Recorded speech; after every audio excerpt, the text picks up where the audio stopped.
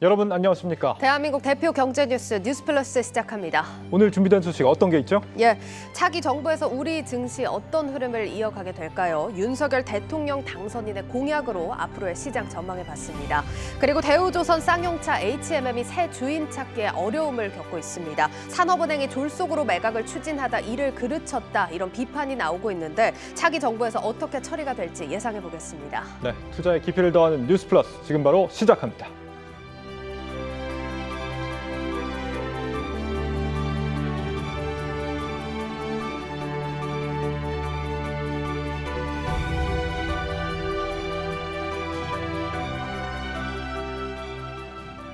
네, 증시 프리즘 시작하겠습니다. 증권부 박혜린 기자 나와 있습니다.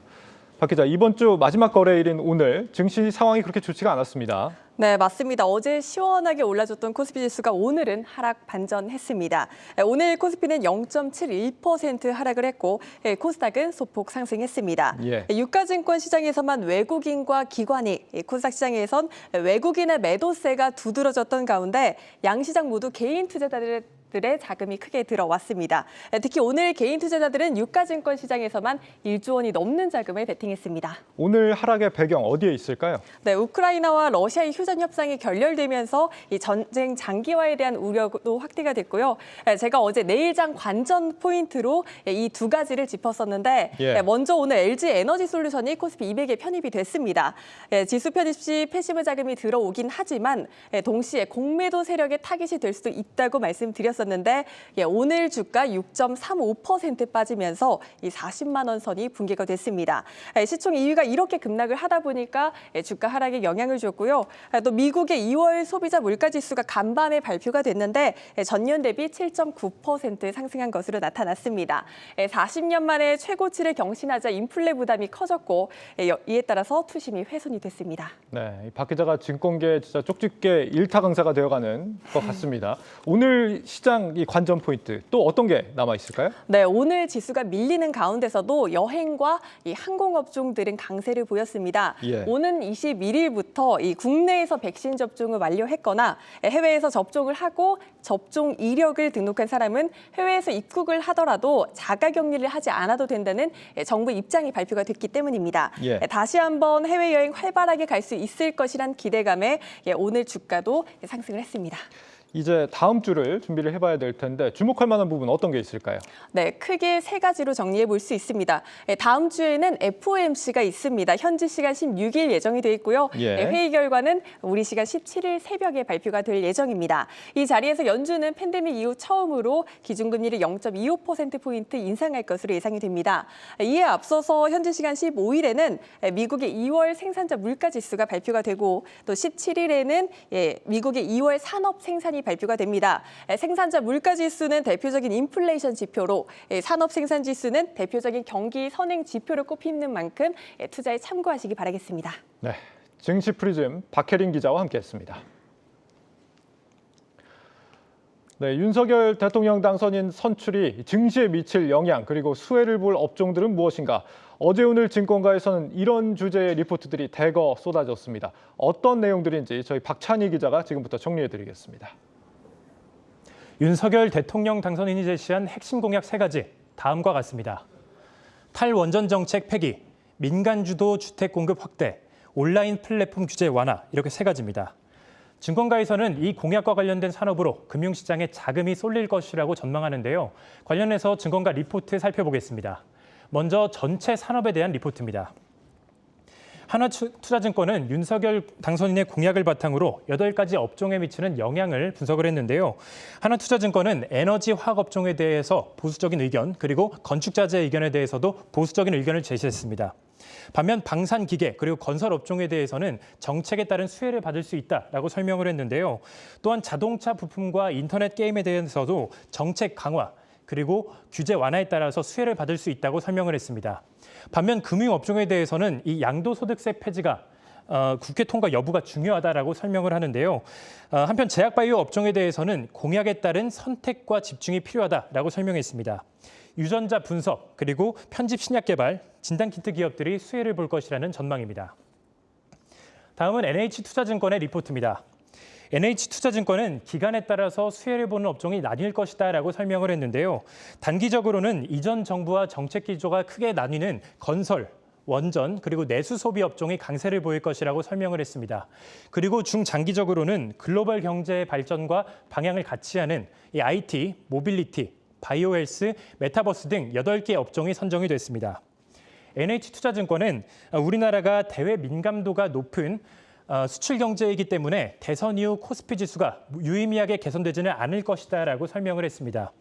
다만 기존 정부와 정책 기조가 달라지는 건설, 원전 업종과 그리고 정권 1, 2년 차에 강하게 반영이 되는 경기 부양 정책으로 이 내수 업종의 강세는 기대해 볼 만하다라고 덧붙였는데요.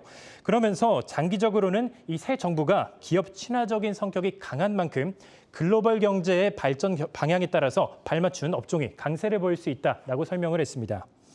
그렇다면 이번에는 개별 업종에 관련된 리포트도 함께 살펴보도록 하겠습니다. 한국투자증권은 인터넷 게임 업종에 대해서 비중 확대 의견을 제시했습니다. 윤석열 당선인의 인터넷 게임 업종 공약이 대체로 긍정적이라고 설명을 했는데요. 특히 기존 정부에서 큰 규제를 받았던 이 플랫폼 산업에 대해서 직접적인 규제보다 스스로 바로잡을 수 있도록 자율성을 보장하겠다라는 입장이 강하기 때문에 수혜가 기대된다라는 설명입니다. 실제로 전날 네이버와 카카오는 8%대 급등하기도 했습니다. 또한 게임 산업에 대해서도 지난해 업계를 떠들썩하게 했던 확률형 아이템 관련된 규제는 일부 강화될 것으로 보이지만 게임사의 비즈니스 모델이나 향후 성장성에는 큰 영향이 없을 것이다라고 전망을 내놨습니다. 마지막으로 유진투자증권의 리포트도 살펴보도록 하겠습니다. 유진투자증권은 이 기존 정부 정책과 윤석열 당선인의 공약 중 가장 방향성이 달라지는 것은 에너지 업종에 대한 정책이라면서 비중 확대 의견과 함께 이 에너지 업종 세술은 세부대라고 소개를 했습니다. 그동안 윤석열 당선인은 탈원전 정책의 폐기와 함께 신규 원전의 건설을 강조해 왔는데요. 이에 따라 원전의 중요성이 확대되는 반면에 신재생 에너지의 발전 속도는 늦어질 것이라는 전망입니다. 지금까지 살펴본 리포트의 주요 내용은 다음과 같습니다. 윤석열 당선인이 제시한 정책과 현 정부의 뚜렷하게 갈린 그런 업종이 수혜를 받을 것이라는 내용인데요. 이에 따라 핵심 수혜주를 건설, 인터넷 게임, 원전 이렇게 3가지로 정리해 볼 수 있겠습니다. 네, 그렇다면 차기 정부에서 예상되는 증시 흐름과 투자 전략 전문가와 함께 짚어봅니다. 김형렬 교보증권 센터장 나와 있습니다. 센터장님 어서 오세요. 네, 안녕하세요. 안녕하세요. 네. 이 윤석열 정부에서 우리 경제가 충분히 성장할 수 있을 것이냐 여기에 대한 의구심들이 약간은 좀 있는 것 같습니다. 지금 저성장에 대한 그런 재정 지출을 줄이겠다 이런 우려들도 좀 있는 것 같고 그리고 또 인플레이션 외부적으로 이런 문제들 때문에 성장이 저하되면 결과적으로는 증시에도 좀 연결이 될 수 있는 거 아닐까요? 이런 우려들이 있는 것 같은데 어떻게 보십니까? 우선 현 정부의 위치부터 먼저 파악하는 것이 필요할 때인 것 같습니다. 우선 코로나 경기 침체로 글로벌 경기 침체 상황과 우리 경제 역시 후퇴하는 것들을 경험했고 이 문제를 수습하면서 강력한 부양 정책이 가동되면서 재정과 통화 부분에서 가동이 되었던 거죠. 이미 이제 경제를 코로나 이전 수준으로 되돌려온 상태에서 우리가 인플레이션에 대한 부담을 받고 있는 상황이지 않습니까? 그러면 새로운 정부가 직면하는 상태에서의 어떤 시장 판단은 우선 경제와 투자에 대한 관점이 서로 조금 엇갈려 있다는 점이겠죠. 우선 임기 초반부에는 여전히 경기 확장 기조 자체는 이어지고 있다는 점입니다. 물론 그것을 제한하는 요인이 인플레라는 문제가 있고 이 문제를 수습하기 위해서 현재 통화정책 기조나 재정정책, 재정 부양에 대한 제한을 두는 이런 수단 등을 지금 꺼내놓고 있는 상태이기 때문에 오히려 경기 측면에서는 임기 초반에는 오히려 확장 기조가 유지가 되고 임기 중반 이후에 침체 위험에 노출될 가능성이 크다라는 점을 생각하실 필요가 있을 것 같고요. 다음에 투자 관점은 조금 다른 걸로 살필 필요가 있습니다. 우선 향후 이행될 여러 정책 부분이 실물 경제에 가해지는 변화를 우리가 주목해둘 필요가 있는데요.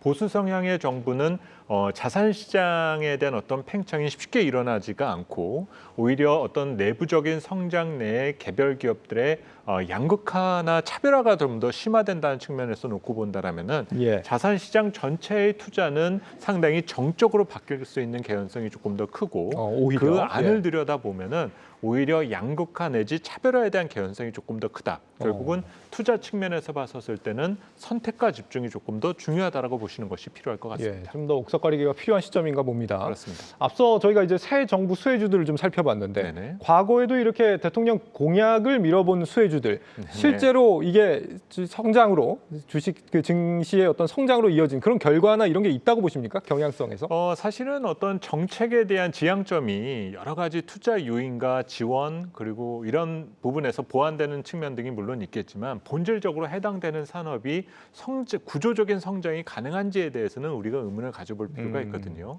예. 당장 지금 많이 논의가 되고 있는 건설이나 원전이나 이런 부분이 현 정부와 조금 결이 바뀌어가면서 예. 뭔가 나아지겠지 이런 생각에 대한 기대와 보상 심리가 있는 측면 등은 분명히 있는데 문제는 해당되는 분야의 구조적 성장에 대해서는 조금 현실과는 감히 조금 거리를 둘 수 있는 측면 등이 분명히 있습니다. 예. 그래서 그런 점은 우리가 생각할 부분이 있겠고요. 마찬가지로 플랫폼 기반 기업들이 현 정부 임기 후반에 여러 가지 규제 관련 이슈 등이 다뤄진 측면 등은 있지만 지난 2년 사이에 가장 많이 성장한 분야가 바로 이 플랫폼 기반이기 때문에 예. 단지 어떤 정권에 대한 어떤 교체 부분만으로 그를 다루기는 쉽지는 않을 것 같고요.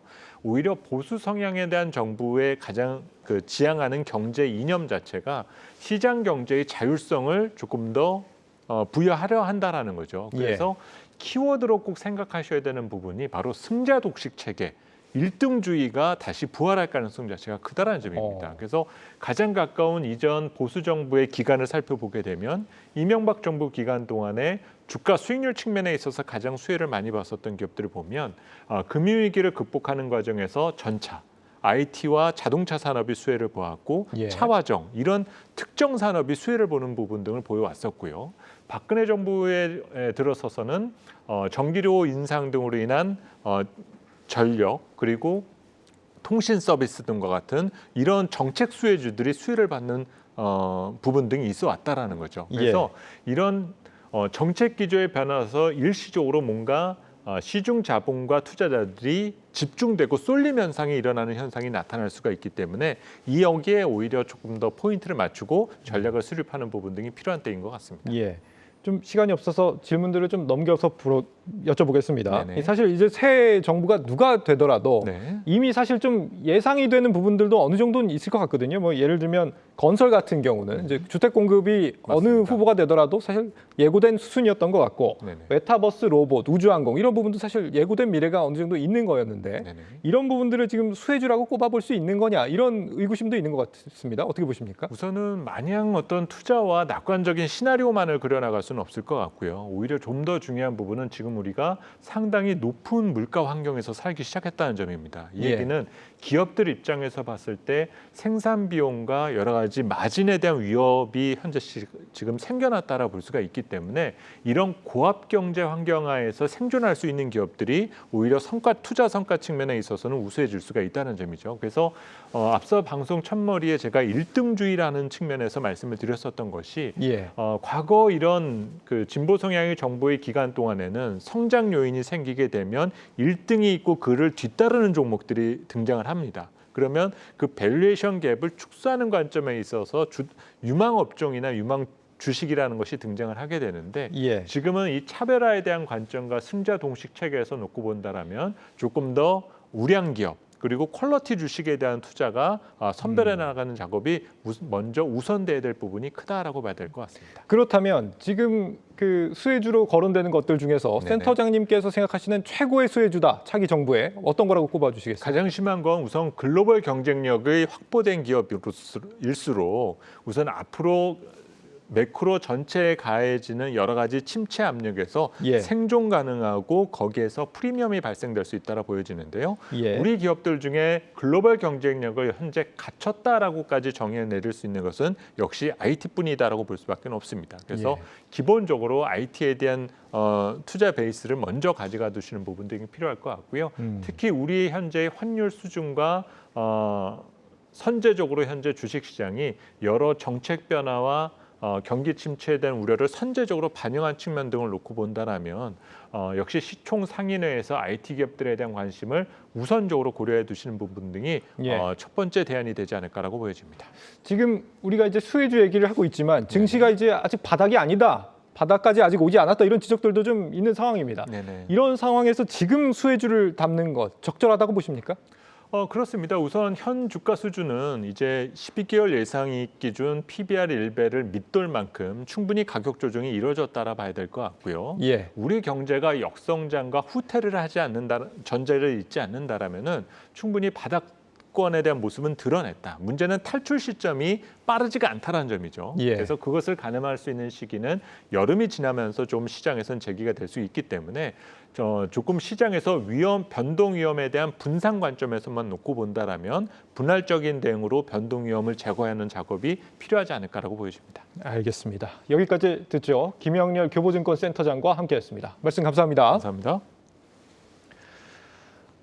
네, 차기 정부 준비에 맞춰 우리 증시를 운영하고 관리하는 한국거래소도 변화를 준비하고 있습니다. 특히 최근 투자자들 사이에서 뜨거운 감자로 떠오른 쪼개기 상장 문제에 대해서는 강력한 개선을 예고했습니다. 정경준 기자가 한국거래소 손병두 이사장을 직접 만나봤습니다. 최근 국내외 증시의 변동성 확대와 맞물려 손병두 이사장은 그 어느 때보다 리스크 관리에 대한 중요성을 강조했습니다. 특히 코로나19 팬데믹 이후 국내 자본시장의 볼륨은 커졌지만 소액주주 등 투자자 보호 측면에서는 그다지 성숙되지 못한 것 같다며 아쉬움도 토로했습니다. 전문가들도 굉장히 예측하기 어려운 상황이 전개가 된 것 같아요. 리스크에 대해서 되게 민감해진 그런 환경인 것 같다는 생각이 듭니다. 어떤 환경에서도 거래소는 저희 안정적인 시장 운영을 해나가겠다라는 것. 거래소는 뭐 마켓 인프라로서의 그런 역할은 충실히 해나갈 거고요. 손 이사장은 코로나 팬데믹 이후 크게 달라진 자본시장의 분위기를 설명하면서 시장 활성화 못지않게 투자자 보호의 중요성을 역설했습니다. 대표적으로 공매도 문제를 꺼내들었습니다. 언젠가는 정상화돼야 하지만 그 전에 투자자와의 절대적 공감이 필요하며 특히 MSCI 선진지수 편입 문제에 연연해 강행하려는 움직임은 바람직하지 않다는 점을 분명히 했습니다. 언젠가는 정상화돼야 된다는 생각을 하고 있고요. 투자자들의 또 우려사항을 저희가 잘 알고 있기 때문에 그 시기나 방법은 당국하고 협의해서 신중하게 판단을 해야 되겠다라는 생각을 하고 있습니다. 요즘 뭐 MSCI 편입 관련해서 너무 그거에 연연해서 성급하게 투자자들의 그 우려사항을 아예 무시해가면서 바로 강행한다는 것은 썩 맞는 접근 방식은 아니라고 생각을 하거든요. 손 이사장은 연장선상에서 최근 물적 분할 후 재상장, 이른바 쪼개기 상장 논란과 관련해 상장 심사 과정에서 소액주주 보호 문제를 꼼꼼히 들여다보겠다고 말했습니다. 미흡하다고 판단되면 상장하는데 어려움이 있을 것이라고 경고했습니다. 상장할 때 과연 그 이해관계자들의 의견을 얼마나 들어서 했는지, 또 모회사 주주들에 대한 보호 방안 얼마나 강구를 하고 있는지에 대한 것을 상장 심사의 한 포인트로 저희가 감안을 해서 심사를 하기로. 전자투표 결과, 추천 결과만 보는 것이 아니라 정말 소액주주들의 이런 불만 사항을 제대로 청취를 하고 해결하는 노력을 했는지를 저희가 볼 거고요. 그렇지 않다 그러면은 좀 과거보다는 상장하는 데 있어서 약간의 어려움을 겪을 수 있을 것 같습니다. 한편 윤석열 대통령 당선과 함께 출범을 앞둔 새 정부는 주식 양도세 폐지를 비롯해 공매도 운용의 합리적 제도 개선과 물적 분할 시 주주보호 대책 강화 등을 주요 공약으로 내세운 만큼 향후 우리 자본시장 활성화 여부에 관심이 모아지고 있습니다. 네, 손병두 이사장은 가상자산 투자 분야에 대해서도 높은 관심을 나타냈습니다. 또 올 하반기에는 우량 기업을 선별한 이 코스닥 글로벌 세그먼트 도입에도 힘을 들이겠다 이렇게 예고를 하고 있는데 구체적인 입장을 들어봤습니다. 이어서 보시겠습니다. 손병두 한국거래소 이사장은 최근 급성장하고 있는 가상화폐 등 디지털 자산과 관련해 한국거래소가 담당할 수 있는 공적 기능이 있다면 적극적인 역할을 할 계획이라고 말했습니다. 다만 당국의 법제화 작업이 우선이라고 전제 조건을 달았습니다. 일단 저희가 법제화가 우선인 것 같고요. 투자할 만한 제도적인 그 제도권에 들어온 투자 자산이라면 당연히 저희 거래소 갈 일이 많은데 제도권 안에 투자 자산이라고 된다면, 그게 편입이 된다면 그 다음에 저희가 시장 감시라든지 공시라든지 뭐 청산 결제 할 일들이 굉장히 많거든요. 그런 부분에서 좀 적극적인 역할을 할 생각이고 증권성이 인정되는 토큰들 이런 것들은 잘 분류가 되고 법제화가 되면은 저희가 바로 작업을 할 수 있을 것으로 생각합니다. 앞서 새 정부는 공약으로 코인 투자 수익에 대한 5천만 원까지 비과세하고 디지털 자산 시장 육성 의지를 밝힌 만큼 향후 한국거래소의 역할이 주목됩니다. 이와 함께 손 이사장은 코스닥 시장 활성화를 위해 올해 하반기 도입을 목표로 현재 후속 작업이 한창 진행 중인 가칭 코스닥 글로벌 세그멘트에 대해서도 강한 기대감을 내비쳤습니다. 코스닥 시장을 대표하는 기업들로 구성된 새로운 리그를 만들어 기술주, 성장주를 중심으로 코스닥 시장을 좀 더 역동적인 모습으로 탈바꿈시키겠다고 말했습니다. 어떤 기업들이 어떤 기준에 넘어가면은 이 글로벌 세그먼트에 들어오는 기업들이 되겠는지 그에 대한 분류 작업 그리고 그런 기업들에 대해서는 어떻게 별도의 시장 관리를 해야 될지 또 그분들에 대한 인센티브나 이런 거는 또 뭘 드려야 될지 이런 걸 검토하는 작업이 있는데 물론 전산 작업도 필요하고요. 그렇게 되면 일반 투자자들이 가지고 계신 코스닥은 약간의 2부 시장이다. 굉장히 위험하다. 이런 인식보다는 코스닥을 대표하는 또 이러이러한 기업들이 결국 우리가 만들어둔 취지대로 기술주, 성장주 중심의 역동적인 시장이구나. 대표주도 보유하고 있는 그런 모습으로 저희가 갖고 나갈 생각이니까요. 특히 해당 기업 선정과 관련해 일반 기업과 바이오 기업에 대한 평가 차별화의 필요성을 강조했습니다. 매출이나 영업은 아직 그 기준에 도달하지 못했는데 시총만 커진 기업들이 있어요.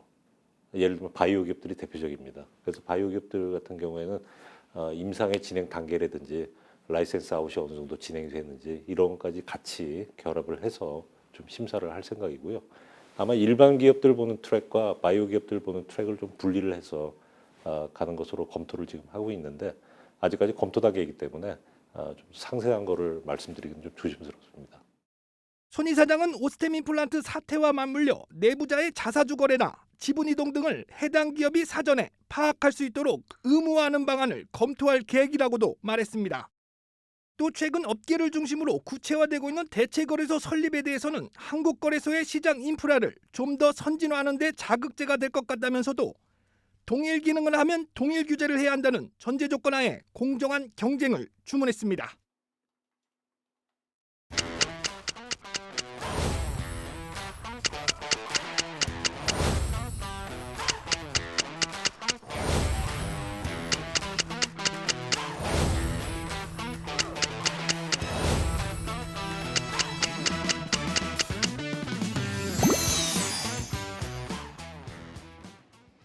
네, 지난해부터 여전히 새 주인을 기다리는 회사들이 있습니다. 대우조선해양, HMM, 쌍용차가 그 주인공인데 새 정부 출범을 앞두고 돌파구를 찾을 수 있을 것인지 관련 사안은 산업부 임원식 기자와 자세한 얘기 나누겠습니다.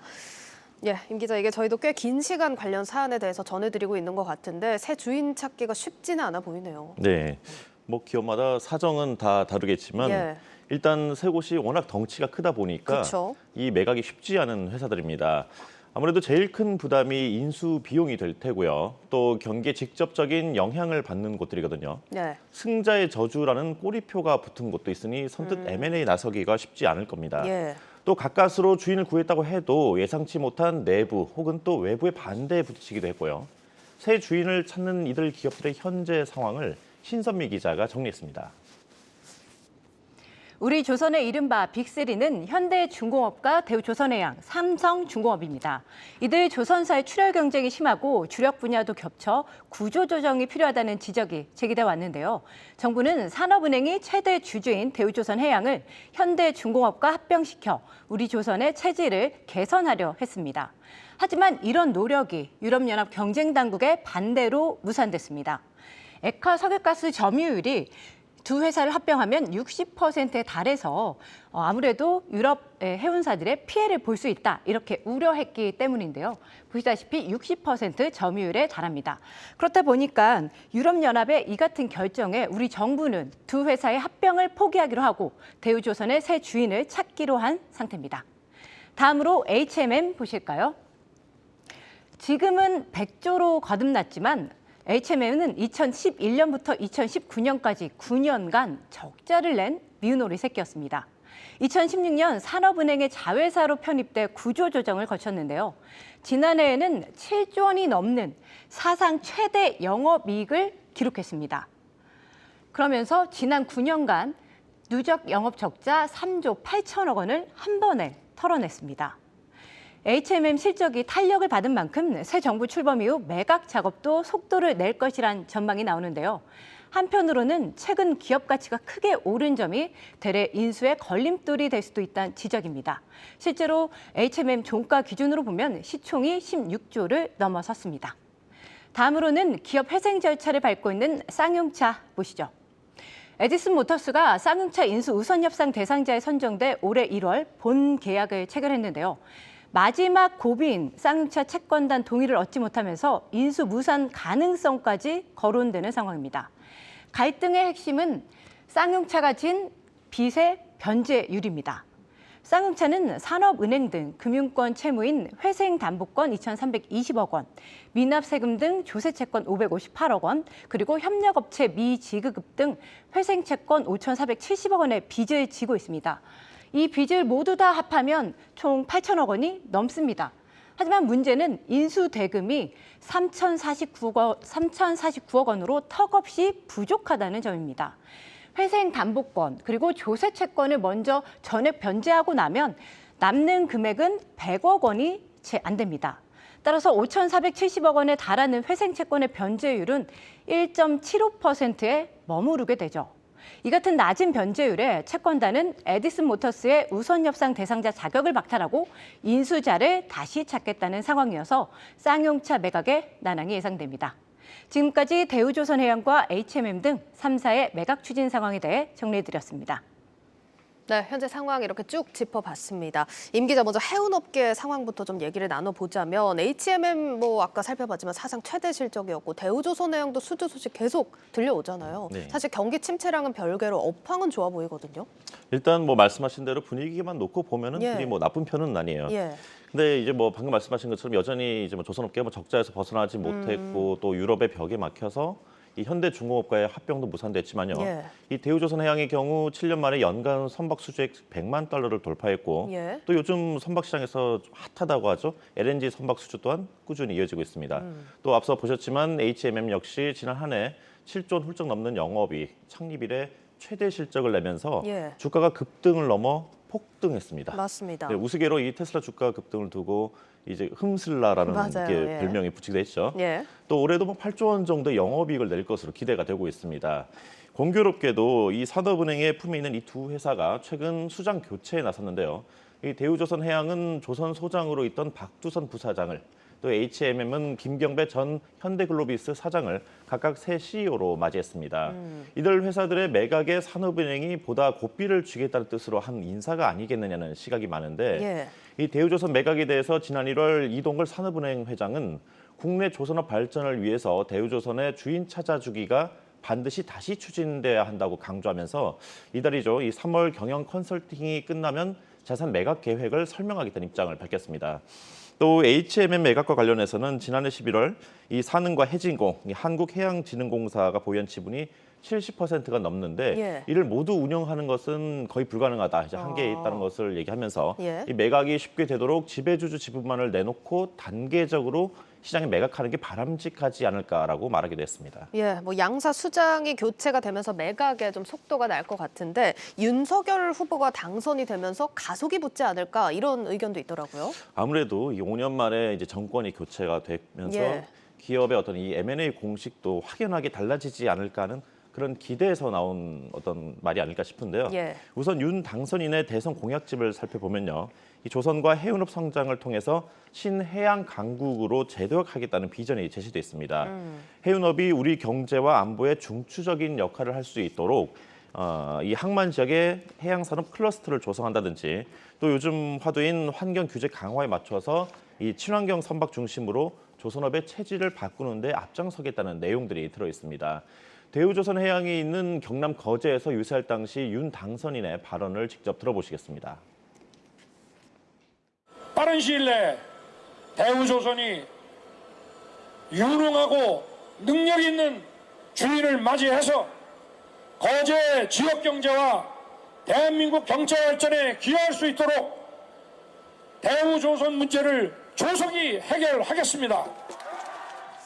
임 기자, 근데 사실 뭐 대우조선해양 케이스는 EU에서 반대를 하면서 최종 이제 무산이 된 거잖아요. 그렇기 네. 때문에 아무리 뭐 정부 의지가 강하다 한들 이게 쉽게 이렇게 추진되기는 쉽지 않을 것 같은데 어떻습니까? 네, 그렇습니다. 이 같은 거대 조선사다 보니까 예. 아무래도 그 독과점 이슈에 걸리면은 문제 되니까 예. 이 현대중공업이 인수를 하니까 유럽에서 이제 독과점 우려를 해서 막은 건데 그렇다면 이렇게 생각할 수도 있지 않겠습니까? 조선사만 아니면은 뭐 자금력 우수하고 또 이게 사업 시너지도 낼 수 있는 국내 대기업이 인수하면 되지 않겠느냐. 그쵸. 뭐 그렇게 얘기도 나오는데 예.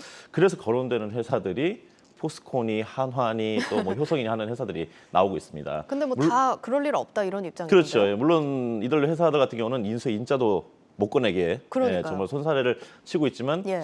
또 내일 당장 어찌 될지 모르는 게 이 M&A 시장의 특징 아니겠습니까? 또 여기서 하나 짚어볼 것은 뭐 방금 영상에서 보셨지만요. 이 윤 당선인이 후보 시절 내내 강조해온 게 있어요. 규제 완화를 비롯한 자유시장주의 아니었습니까? 예, 그렇죠. 그러니까 이 구조조정이나 M&A 문제를 이해 관계자 조정보다는 시장의 효율을 우선시하는 쪽으로 풀어갈 가능성이 매우 높습니다. 즉 기존의 설비 투자 이행이나 고용 승계 같은 인수 기업 입장에서 보면은 이 망설여지고 또 부담스러워하는 부분에 대해서 메스를 댈 가능성이 있다는 얘기입니다. 알겠습니다. 자, 그러면 HMM 사례로 한번 넘어가 보죠. 인수 후보로는 그럼 어디가 거론되고 있습니까? 뭐 여기도 역시 뭐 자금력 되고 예. 또 이제 물류 분야에서 시너지를 낼 수 있는 이 국내 대기업들이 이제 많이 거론되고 있는데요. 예. 시장에서는 이 현대차 그룹을 유력한 후보로 얘기하고 있습니다. 아. 아까 뭐 김경배 전 현대글로비스 사장을 새 수장으로 이제 뭐 선임했다고 얘기했지 예, 예. 않습니까?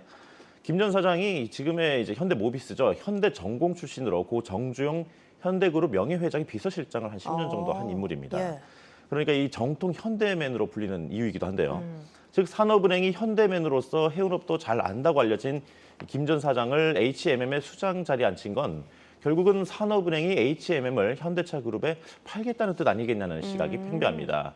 이 자동차 운반을 주력하러 하고 있는 현대글로비스를 통해서 이 HMM을 사들일 가능성이 있다는 얘기죠. 알겠습니다. 자, 그러면 쌍용차 얘기로 좀 넘어가 보겠습니다. 뭐 앞서 심선미 기자 브리핑에서 보면은 인수 무산 가능성까지 거론이 된다 이렇게 좀 얘기를 들어봤는데 전반적으로 어떤 상황입니까? 뭐 한마디로 이 정리를 하자면요, 이 쌍용차를 인수하겠다는 이 전기버스 제조회사죠, 에디슨 예. 모터스가 좀 못 믿었다. 어. 예, 해서 이 채권단이 인수에 선뜻 손을 들어주지 못하고 있다고 합니다. 예. 에디슨 측이 이 쌍용차를 뭐 3천억을 인수를 한다고 본계약을 맺었지만 그런데 이 인수 자금의 일부를 쌍용차 보유한 이 부지 등을 팔아서 충당하겠다. 이른바 예. 이 차입 매수 방식으로 인수를 하겠다고 밝히면서 채권단이 굉장히 불편하게 보고 있고요. 또 이 구조조정 강도를 비롯해 가지고 전기차 생산 체제 또한 이 체제로 전환하는 것 또한 쌍용차 경영 정상화 방안에 대해서도 의문을 제기하고 있습니다. 여기에 쌍용차의 회생 채권이 아까 말씀을 좀 드렸지만 이 5,470억 원 정도 되는데 예. 이 변제율이 1.75%만 이제 현금으로 변제를 하겠다 하고 나머지 98% 넘는 거를 출자 전환하겠다고 하니까 이 회생 계획안 법원에 제출한 이 회생 계획안에 대해서 턱없이 이 변제율이 낮다 해서 채권단이 대거 반발하면서 매각의 난항을 겪고 있는 상황입니다. 예, 이렇게 쭉 현재 상황 짚어봤는데 사실 빨리 매각을 추진하고 싶은 마음은 알겠습니다만 상황이 길어지는 데는 그만한 이유가 있을 것 같기도 하고 이렇게 서두르다 탈이 나진 않을까 걱정이 되기도 하거든요. 네, 뭐 상황이 좋고 이들 기업들이 뭐 재무 구조 좋다고 하더라도 결국 뭐 내실이 좀 돼야지 그쵸. 앞으로 이렇게 롱런을 할 수 있는 거 아니겠습니까? 예. 이 기업들에 대해서 일각에서는 아직 이르다, 좀 더 내실을 다지는 게 중요하다는 목소리가 나오고 있는데 관련해서 신재근 기자가 보도합니다. 대우조선해양과 HMM, 쌍용자동차의 공통된 목표는 하나, 회사를 이끌어갈 지배주주, 즉 새 주인을 찾는 일입니다. 이제 공은 차기 정부로 넘어간 상황인데 새 정부의 스탠스는 지금까지와는 다소 차이가 있을 것으로 보입니다. 회생 방안을 찾되 선 회복이 중요하다. 급하다고 해서 지금 큰 기업에 M&A를 시킨다. 이것은 좋은 정책이 아니라는 이야기를 드리고 싶습니다. 전문가들 역시 기업을 정상화시키기 위한 방안으로 매각보다는 재무구조 개선이 낫다고 보고 있습니다. 재무구조를 지금보다 더 개선해야 제값을 받을 수 있고 헐값 매각 비판에서도 자유로울 수 있다는 겁니다. 지난해 대우조선해양은 2조 원, 쌍용차는 3천억 원에 가까운 영업적자를 기록했습니다. 대우조선의 현재 규모로 봤을 때 굉장히 중요한 국가 기관 산업이고 대우조선해양이 결국은 민간 기업이 아니고 공공기업의 성격을 가지고 있기 때문에 이제는 공공재로서의 중요성을 보고 자본이라든가 기업 정상화에 이게 노력을 기울여야 되고 그렇게 해서 정상화 시킨 다음에 다시 민영화를 시켜서 가는 것이 가장 적절하다고 생각이 듭니다. 조선 해운 업황이 긴 침체기를 지나 활황기로 접어들고 있다는 점도 이런 주장을 뒷받침합니다. 최소한 내년까지는 하는 것을 좀 안 했으면 좋겠다는 생각이 들어요. 원래 2022년부터 시작해서 2023년 4년 가면 본격적인 재궤도에 오를 거예요. 그러니까 그때 가면 지금보다 산업은행 쪽이나 더 제재값을 받고 회사를 이제 매각할 수 있을 거고. 대우조선해양은 내년 영업이익 흑자 달성을 눈앞에 두고 있고 HMM은 올해 사상 최대 실적을 또 한 번 갈아치울 것으로 보입니다. 해외 경쟁 당국에 대해선 정부의 적극적인 역할을 주문하는 목소리도 나옵니다. M&A 같은 경우에는 우리나라가 문제가 아니라 해외 경쟁 당국에 의해서 스톱이 되는 경우가 굉장히 많이 발생을 하고 있습니다. 공식적으로 방문하고 외교부라든지 다른 부처와 협력을 통해서 같이 합동으로 방문을 하고 공식적인 회의도 하고 조금 더 적극적으로 이러한 활동을 하고 있다는 것을 외부에 좀 보여줄 필요가 있습니다. 다만 매각 절차를 밟고 있는 쌍용차는 채권단과 에디슨 모터스 측 입장차가 좀처럼 좁혀지지 않는 만큼 새 인수 후보를 찾아야 한다는 목소리가 나오고 있습니다. 한국경제TV 신재근입니다. 네, 오늘 분석 여기까지 듣도록 하겠습니다. 산업부 임원식 기자와 함께했습니다.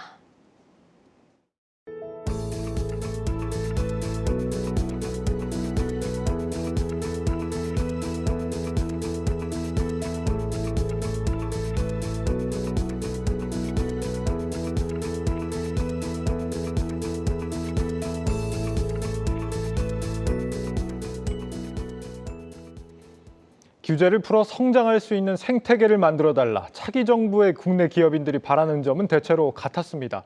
저희 신용훈, 김수진 기자가 목소리를 직접 들어봤습니다. 정부에서 가장 시급하게 개선해야 할 규제 개혁 과제는 어떤 것들이 있고 또 이에 대한 해법은 어떤 것이 있을지 말씀 좀 부탁드립니다. 네거티브 규제를 통해서 지금까지 포지티브 시스템을 정리해야 되는데 이게 잘 안 돼요, 사실은. 그래서 계속 지속적인 노력이 좀 필요하다고 보고요. 두 번째는 이제 일괄적인 행정 간소화, 의제 처리 계속 해왔는데 워낙 규제수가 많다 보니까 이제는 법령의 통폐합, 법령 개정에 직접 착수를 해야 됩니다. 규제 없앨 수 있는데 중점 두셔야 될 것 같고요. 마지막으로는 지금 정부 입법은 그나마 규제 영향 평가를 하기 때문에 규제에 따른 비용과 편익을 비교해서 그거에 따른 좀 대책이 나오는데 의원 입법은 그게 전혀 안 되고 있어요. 그래서 의원 입법 영향평가제를 빨리 도입해서 이 균형을 맞춰주고 규제를 줄여주는 노력이 제일 성급하다고 필요합니다. 조세 문제도 빼놓을 수가 없을 것 같은데 그동안 기업 관련 조세 정책에 대해서 꾸준한 문제점들이 많이 제기가 됐었거든요. 가장 큰 문제점은 어떤 것들이 있고 또 새 정부 들어서 기업 관련 조세 정책은 어떤 방향성을 갖고 좀 가져가야 할지 말씀 좀 부탁드립니다. 기업들이 제일 애로사항을 얘기하는 것이 가업 상속 제도입니다. 지금 외국에는 100년 된 기업 많거든요. 우리나라에는 지금 8개밖에 없습니다. 근데 이 가업 상속 제도가 7년 동안 똑같은 업종을 해야 되기 때문에 지금 4차 산업혁명 시대에 맞지 않는 제도고요. 더 많은 융통성을 둬야 될 거고 닭을 키워서 좋은 계란이 나와야 되는데 계속 그 닭을 규제를 하고 이렇게 자꾸 하게 되면은 닭이 못 자라지 않습니까? 그래서 좀 이 기업들도 같이 커가면서 세제 행정이 이루어졌으면 하는 바람입니다. 네, 올해 기업 규제 환경에 대해서 상당히 부정적으로 보는 시각들이 많이 있습니다. 그 이유는 어디에 있고요? 또 이 기업들의 부정적인 시각을 해소하기 위한 해법은 무엇이라고 보시는지요? 기존의 이제 포지티브 규제에서 네거티브 규제로 그리고 차전 규제에서 사후 규제로 가야 되는 것이 맞는데 그것이 별로 이렇게 지켜지질 않았고 가장 최근에 이제 그 중대재해처벌법 같은 것이 기업들한테는 아주 아프게 다가오는 이제 규제라고 볼 수가 있고요. 규제 개혁에 대한 컨트롤 타워를 구축을 해서 규제를 한 번에 없애는 이런 노력들이 필요할 것으로 보입니다. 새 정부에서 중점적으로 추진해야 될 노동 관련 법 제도는 또 어떤 게 있을까요? 노동의 유연성을 좀 확대를 해야 되는 것입니다. 그러니까 지금은 이렇게 해고가 전혀 자유롭지 않고 그리고 근로 시간, 그러니까 여러 가지가 너무 경직적으로 운영되다 보니까 실제로 이 고용 자체가 줄어드는 또 나쁜 영향을 갖고 있습니다. 기업하기 좋은 나라를 만들기 위해서 부회장님께서 생각하시는 정책이 있다면 어떤 것들이 있을까요? 기업들은 이제 새 정부가 기업하기 좋은 환경을 조성해달라고 얘기를 합니다. 그러니까 예를 들면 문재인 정부 시절에 이 반기업 정서 거기에 기대서 좀 반기업적인 이 정책이나 법률이 많이 시행이 됐습니다. 그래서 예를 들면 뭐 특히 대기업 같은 경우에는 그 지배 구조에 대한 문제, 또 세계적으로 유례가 없는 그 상속세, 특히 중소기업의 가업 상속에 대한 상속세가 너무 높아서 중소기업들이 자기 자녀에게 상속하지 못하는 이제 그런 불합리한 점이 있었습니다. 그래서 그런 것을 좀 개선을 할 필요가 있고, 또 뭐 노동개혁이라든지 또 신산업 육성 뭐 이런 약간 미래를 보는 그 나라 경제 전체를 보는 정책 변화가 있어야 된다고 생각을 합니다.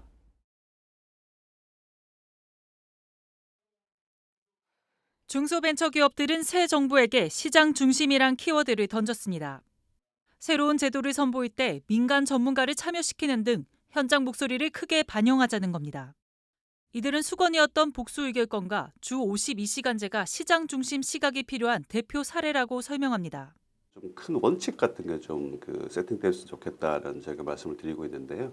민간 시장 중심의 벤처 정책, 좀 민간 전문가들이 되게 참여하는 그런 정책들이 좀 세팅되면 좋겠다. 복수 의결권 같은 경우가 대표적인 사례인데 정작 시장에 없는 분들 중심으로 반대 의견이 많이 만들어졌었고요. 주 52시간도 정책 좀 핀포인트가 되어야 된다. 벤처 영역은 시간을 정해놓고 무슨 제조 라인이 돌듯이 그런 영역이 아니거든요.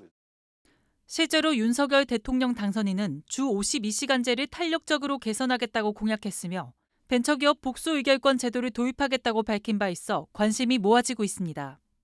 현장에서는 혁신자금 공급으로 벤처기업 투자를 활성화해야 한다는 이야기도 나옵니다.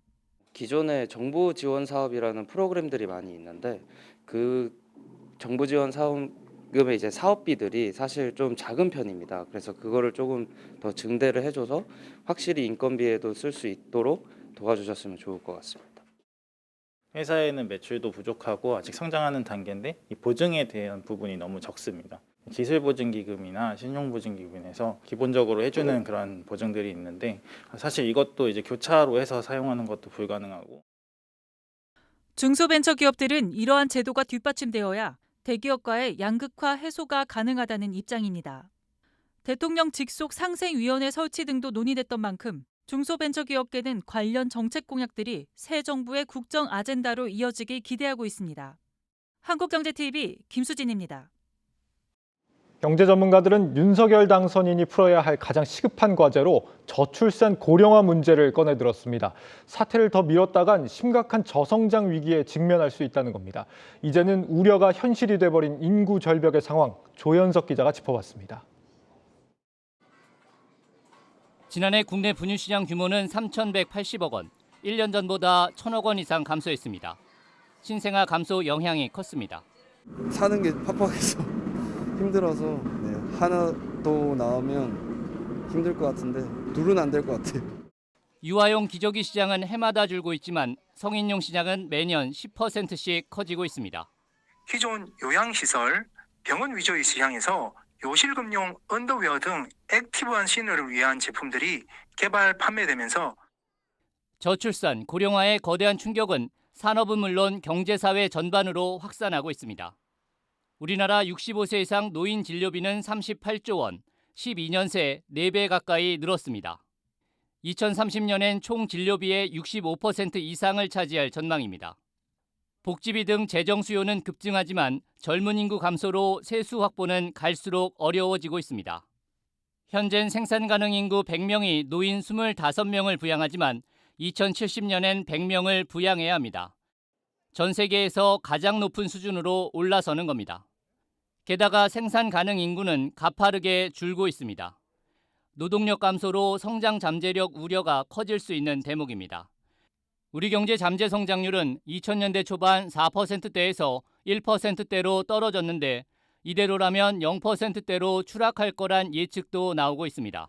일본의 잃어버린 30년에서 있었던 것과 같은 저성장 궤도에 접어들 수 있기 때문에 전체적인 인구를 증가시키고 생산 가능 연령대를 확보하기 위한 노력이 소비도 큰 변화가 예상됩니다. 2025년엔 인구 5명 중 1명이 65세 이상인 초고령 사회에 진입하는데 이에 따라 가계 평균 소비는 매년 0.7%씩 감소할 전망입니다. 기대 수명이 증가하게 되면 각 경제 주체들이 당수 리스크에 대비하기 위해서 미래 소비를 준비해야 될 필요가 있고 그런 미래 소비를 위해서 현재 소비를 축소시킬 그런 요인이죠. 인구 문제는 효과를 나타내는데 적어도 한 세대 이상 걸리는 만큼 더 이상 미루기 어려운 과제입니다. 경제계가 이 문제를 새 정부의 우선 과제로 당부한 이유도 바로 여기에 있습니다. 한국경제TV 조현석입니다.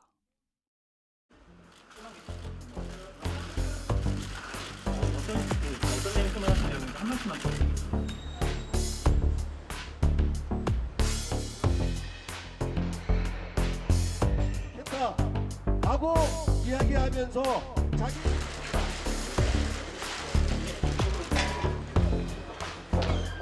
재판 결과를 저희 소중한 주주님들께 더 상세하게 또 보고도 드리고 설명도 드려서 앞으로 주총을 무난히 이렇게 이끌어갈 수 있도록 노력하고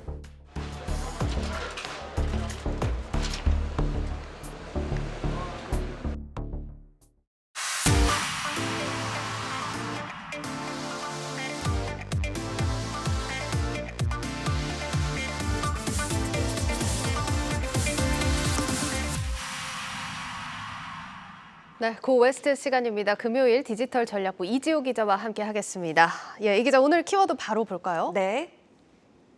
오늘 키워드 우리가 원조네요. 네, 맞습니다. 일단 사진을 먼저 준비했는데 함께 예. 보시겠습니다.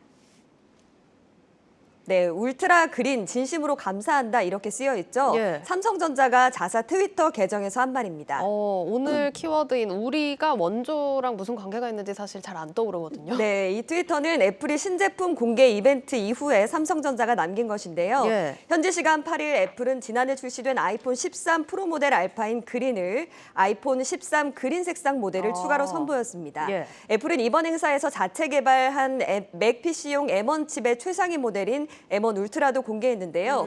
그린과 울트라 어디서 많이 들어본 말 아닌가요? 그렇네요. 저 사진을 보니까 더 떠오르는 게 갤럭시가 떠오르긴 하네요. 네, 맞습니다. 네. 최근 삼성전자의 시그니처 색상으로 자리 잡고 있는 게 그린이죠. 네. 울트라도 비슷한 맥락입니다. 삼성전자는 2020년 갤럭시 S20 시리즈를 선보인 이후에 스마트폰과 태블릿 등의 최상위 모델에 울트라라는 말을 쓰고 있는데요. 예. 애플이 삼성전자의 그린 울트라를 사용했다 이런 주장입니다. 삼성전자와 애플 간의 이런 SLS 간의 상호 견제는 계속해서 좀 있어 왔습니다. 예, 근데 뭐 아예 없는 얘기는 아닌 것 같은 게 일각에서는 갤럭시랑 아이폰이랑 점점 비슷해진다 이런 얘기도 나오더라고요, 실제로. 네, 맞습니다. 실제로 삼성전자의 갤럭시와 애플의 아이폰은 싸우면서 점차 닮아가고 있는데요. 싸우면 닮아간다는 얘기 혹시 공감하시나요?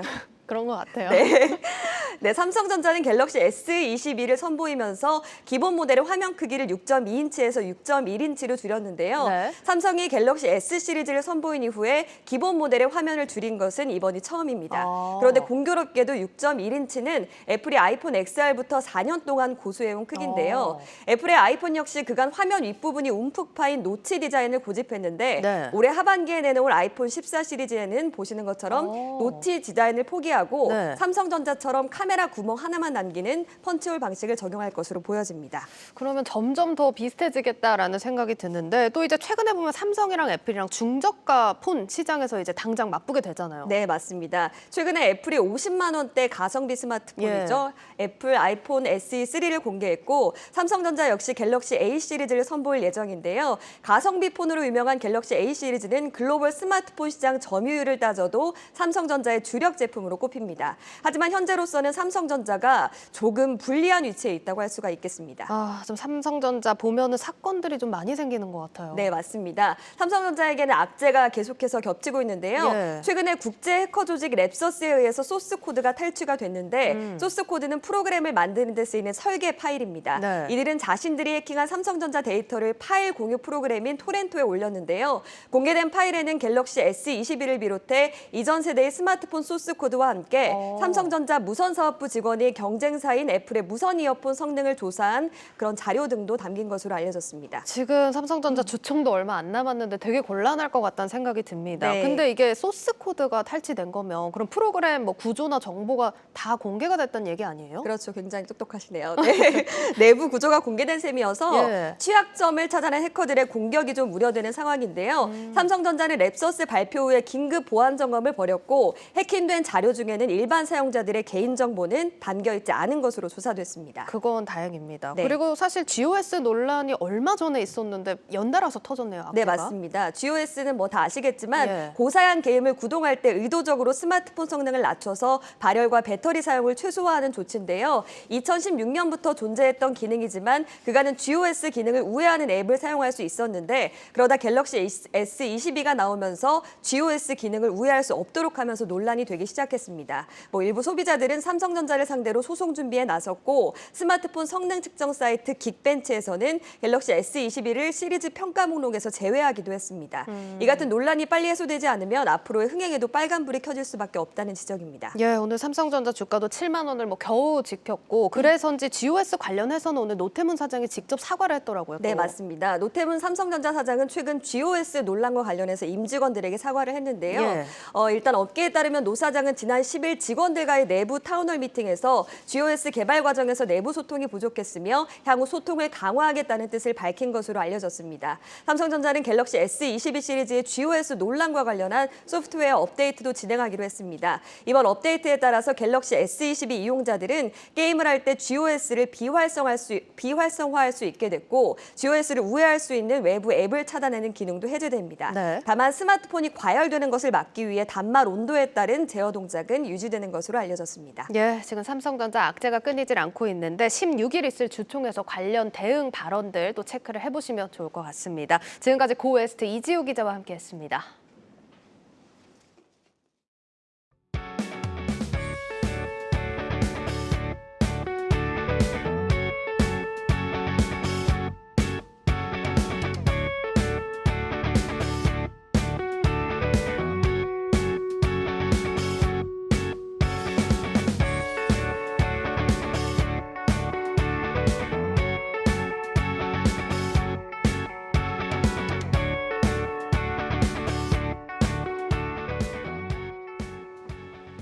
뉴스 플러스를 마치겠습니다. 편안한 주말 보내십시오. 고맙습니다.